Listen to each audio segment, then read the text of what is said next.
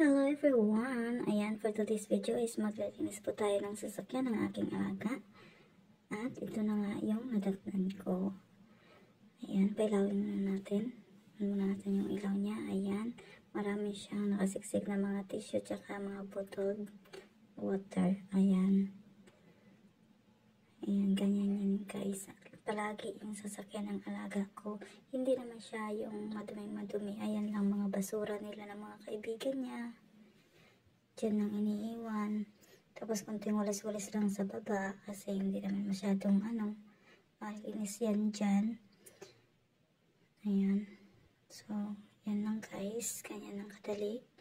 Sa likod na naman tayo. Ayan. Ayan, konting walis-walis lang din. Kasi hindi talaga maiwasan may mga buhangin galing sa mga sapatos nila or mga putik-putik. Ayan, tapos matutuyo na lang dyan sa loob. Ayan, sa may driving set na naman. Ayan, dyan talaga guys is madumi talaga. Grabe. May mga putik na nakadikit dyan sa baba.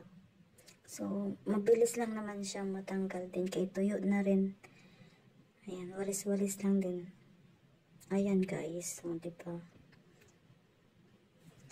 Grabe yung inaakyat ng alaga ko dyan sa sasakyan niya na putik.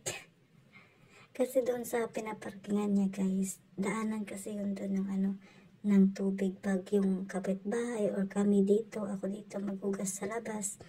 Ayan, doon dumadaan